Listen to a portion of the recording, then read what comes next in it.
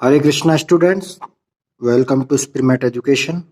आज का टॉपिक हमारा है कार्यपत्रक 9, विषय वस्तु बहुपद है। लास्ट क्लास में बहुपद पर चर्चा की थी। आज हम पढ़ेंगे गुणनखंडों के बारे में। और गुणनखंड हमने पहले पढ़े हैं, लेकिन यहाँ पर हम जो पढ़ रहे हैं वो चरों के गुणनखंड के रूप में पढ़ेंगे, व्यंजकों के गुणनखंड के रूप में। तो स्टार्ट करते हैं। सबसे पहले ये सारे टर्म्स आपने समझे हुए हैं, दोबारा समझ लेते हैं एक बार। ये है अभाज्य गुणनखंड, हमने पहले पढ़ा हुआ है। तो ये एक अचर राशि है, इसका अभाज्य गुणनखंड कर रहे हैं और ये मतलब इसको मैच करना है इस तरीके से। तो ये पहला क्वेश्चन इसमें है। चलिए इसको सॉल्व करते हैं। अभाज्य गुणनखंड अगर करेंगे तो गुणनखंड गुणा के रूप में होंगे। तो देखिए ये 30 है, तो 30 का गुणनखंड हमें बनाना है। तो ये शायद 5 × 2 ये 10 हो गया, 10 3 30। ये एक्चुअली यहाँ मिल गया, तो यहाँ पर मैं ऐसे लिख सकता हूँ, इसमें या मिला देता हूँ। चलिए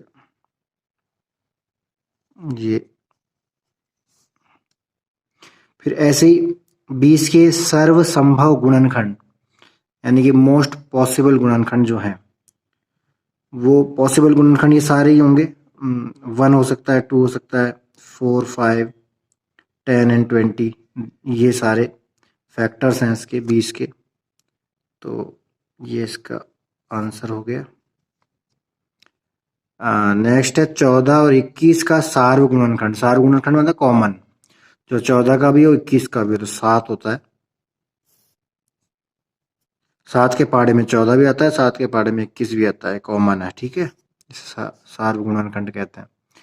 नेक्स्ट, अब ये बीजगणित के रूप में आ गया। देखिए 8x² y 16xy², इसका सार्व गुणनखंड। ये भी सार्व गुणनखंड था, वही कॉमन, यहाँ भी कॉमन है। तो समझने वाली बात क्या है, 8 और 16 ये तो अंक है, तो इन अंकों का सार्व गुणनखंड कितना होगा? 8 होगा।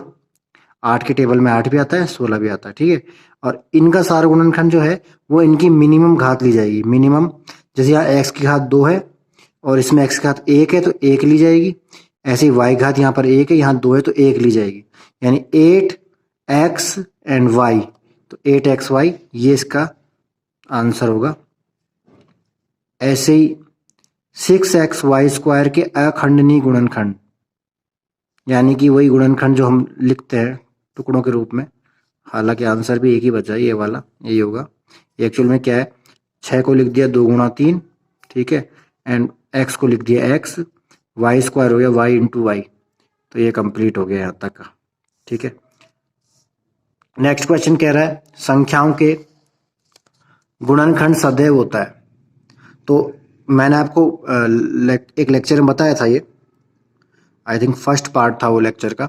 वहां मैंने बताया है कि एक और स्वयं संख्या ये गुणनखंड हमेशा होते ही होते हैं। तो अगर अभाज्य गुणनखंड से रिलेटेड किसी को कोई प्रॉब्लम है तो आई बटन पे फर्स्ट पार्ट का लिंक है, उसको आप देख सकते हैं। तो यहाँ पर से आंसर हो जाएगा इसका। प्रत्येक संख्या के कम से कम कितने गुणनखंड होते हैं? तो प्रत्येक संख्या के कम से कम 2 गुणनखंड होते हैं, ये वाले, एक और स्वयं।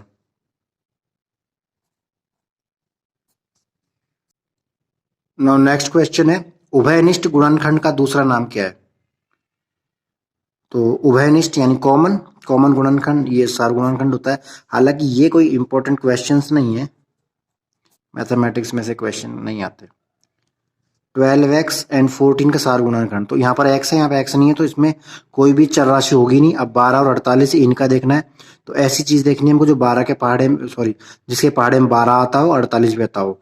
तो 8 हो नहीं सकता, 12 खुद हो सकता है ना, तो यही आंसर होगा। नेक्स्ट क्वेश्चन देखते हैं। एक क्रिकेट मैच में खिलाड़ी द्वारा बनाए गए रनों का कार्ड स्कोर देखते हैं। चलिए देखते हैं स्कोर क्या है। शिखर धवन, रोहित शर्मा, विराट कोहली, हार्दिक पांड्या, महेंद्र सिंह धोनी। जल्दी आउट हो गया, खैर कोई बात नहीं। शिखर धवन व रोहित शर्मा के रनों का सार गुणनखंड, तो नाम दे रखे हैं खाली, हमको तो अंकों से लेना देना है, संख्याओं से। कौन कौन है? शिखर धवन, रोहित शर्मा, ओपनर्स हैं दोनों।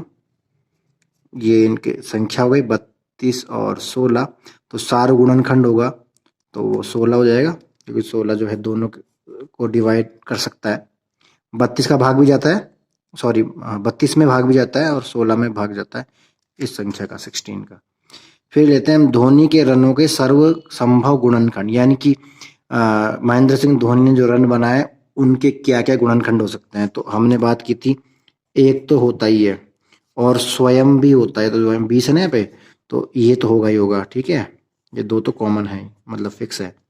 अब देखते हैं 20 2 का भाग जाता है, 4 का भाग जाता है, 5 का भाग जाता है और 10 का भाग जाता है, और ये हो गए इसके सर्व संभव गुणनखंड। इसके अलावा और कोई गुणनखंड इसमें नहीं होते, ठीक है। नेक्स्ट है ऐसे खिलाड़ियों के नाम बताओ जिनके रनों का सार्व गुणनखंड 20 है, यानी कि जिनके जो रन होंगे वो 20 से डिवाइड होते होंगे, 20 के पहाड़े में आते होंगे।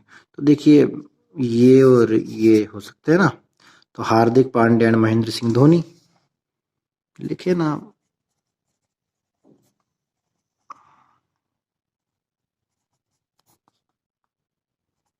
महेंद्र,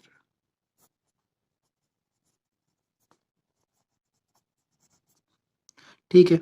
हार्दिक पांड्या द्वारा बनाए गए रनों के अभाज्य गुणनखंड बनाने, ठीक है, यानी गुणा के रूप में बनाना है अभाज्य गुणनखंड। हार्दिक पांड्या कहाँ पर है, 40 रन, 40 के अभाज्य गुणनखंड बनाने। तो अगर आप डायरेक्ट नहीं बना सकते तो आपको ध्यान होना चाहिए, और नहीं तो वीडियो देख लेना। इस तरीके से करते हैं, याद है कुछ। तो हमको 40 के टुकड़े करने हैं, तो ये तो हो गया 4, ये 8 हो गया, 8 5 जा 40 होता है। तो ये अभाज्य संख्याएं हैं सारी, और इनके गुणनखंड के रूप में हमने लिख दिया, गुणा के रूप में खंड कर दिए, टुकड़े कर दिए, एंड अब जो आंसर आ रहा है ये 40 ही है अपने आप में। तो इस तरीके से क्वेश्चन हुआ है।